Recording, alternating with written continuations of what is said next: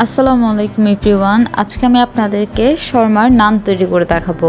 আপনারা চাইলে খুব সহজে বাসায় রেস্টুরেন্টের মতো এরকম সফট নানগুলো তৈরি করে নিতে পারেন। চলুন তাহলে শুরু করা যাক।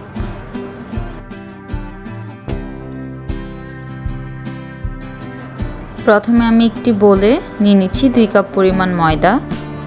তার মধ্যে দিয়ে দিচ্ছি পরিমাণ মতো লবণ, 1 চা চামচ পরিমাণ চিনি, 1 টেবিল চামচ পরিমাণ গুঁড়ো দুধ, দিয়ে দিচ্ছি 1 চামচের চাইতেও কম ইস্ট।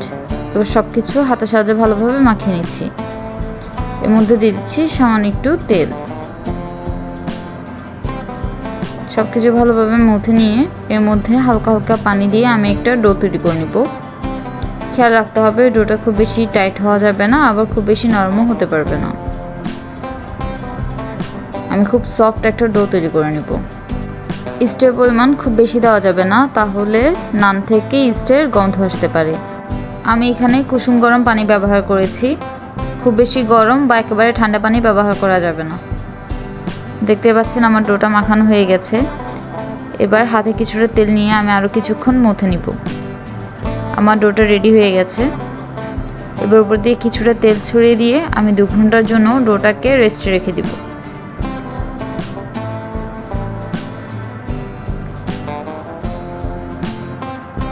উপর থেকে র্যাপিং পেপার দিয়ে মুড়িয়ে দিচ্ছি। খেয়াল রাখতে হবে ডোটা যেন এয়ারটাইট কোনো কন্টেনারে অথবা এমন বোলে থাকে যেখানে বাতাস প্রবেশ করতে পারবে না। একটা গরম প্লেসে আমি রেখে দিয়েছিলাম 2 ঘন্টার জন্য। দেখতে পাচ্ছেন আমার ডোটা ফুলে ডাবল হয়ে গেছে। এবার এটাকে আমি আরও কিছুক্ষণ ভালোভাবে মথে নিব।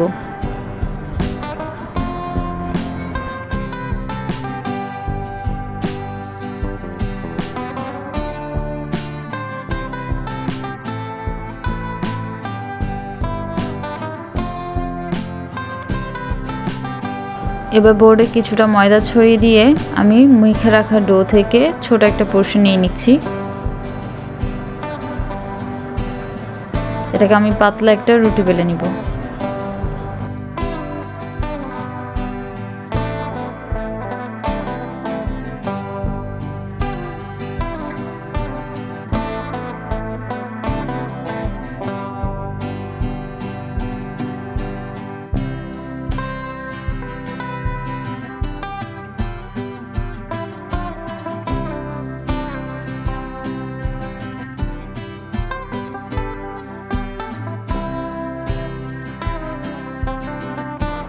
দেখতে পাচ্ছেন রুটির পুরুত্বটা আমি কতটুকু রেখেছি।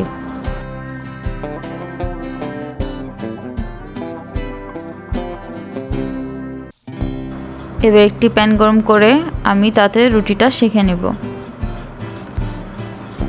খেয়াল রাখতে হবে চুলার যেন মিডিয়াম লোতে থাকে, তা না হলে নানটা পুড়ে যাবে।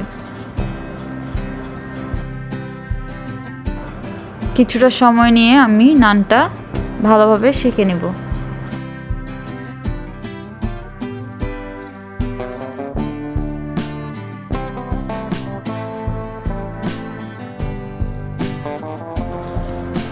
দুপাশ থেকে সেঁকা হয়ে এলে আমি নানটাকে তুলে নিব। দেখতে পাচ্ছেন দুপাশে খুব সুন্দর রং চলে এসেছে। এবার নামিয়ে নিচ্ছি। ঠিক একইভাবে আমি আরও একটি নান আপনাদেরকে সেঁকে দেখিয়ে দিচ্ছি।